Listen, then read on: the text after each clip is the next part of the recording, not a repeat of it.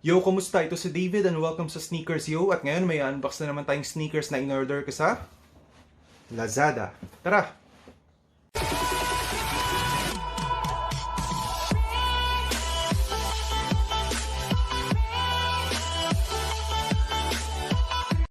Bago ang lahat, huwag niyong kalimutan mag-subscribe sa Sneakers Yo at i-hit niyo yung notification bell para ma-notify kayo kapag may bago akong upload.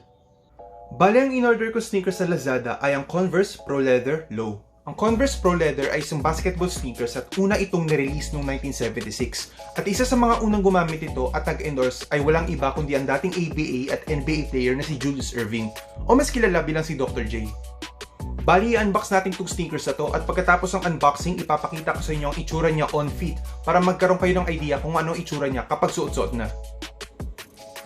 So bago ko lang buksan, pakita ko lang sa inyo kung ano yung mga nakalagay sa package. So yun yung pangalan ko, David Montalban.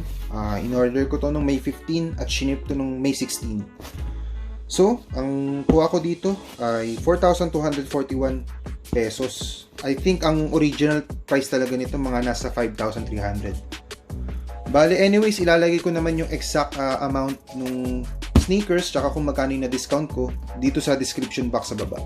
So, ayan. Mode of payment ko, COD o cash on delivery. So, buksan na natin.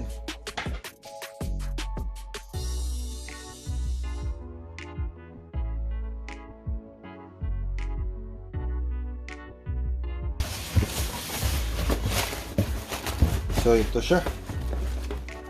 Buksan natin. So, ito siya. Iikot ko lang muna yung box bago natin buksan. So, yan. Ang in-order ko naman, size 9. Tama naman so far. Yan siya. Ikot natin. So, yan. Buksan na natin. Yung. So, ito yung Converse Pro Leather Low. Close up ko lang. So, yun. May nakalagay na Pro Leather na parang gold ang kulay. So, tapos ito yung Converse logo in black. Yan siya. Ito yung toe.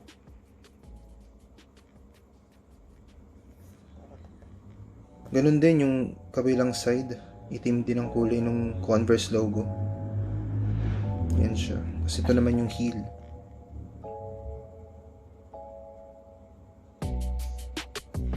Yung ilalim.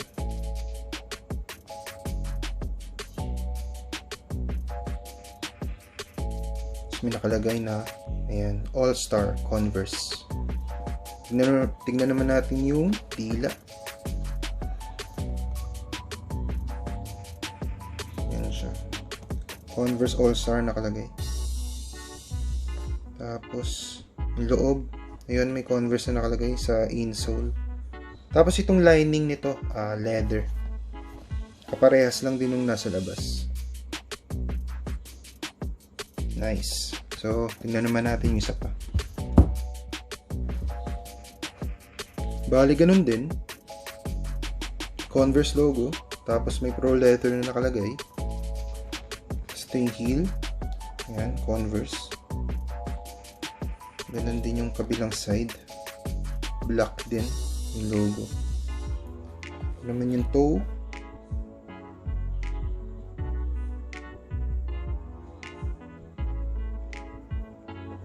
Yan siya. May ilalim.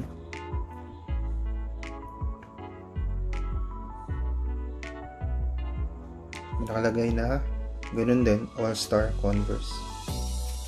Tignan natin yung dila. So yun, Converse All-Star. Tapos ganun din, may nakalagay ng Converse sa insole. Tapos itong lining, parang leather din. So yung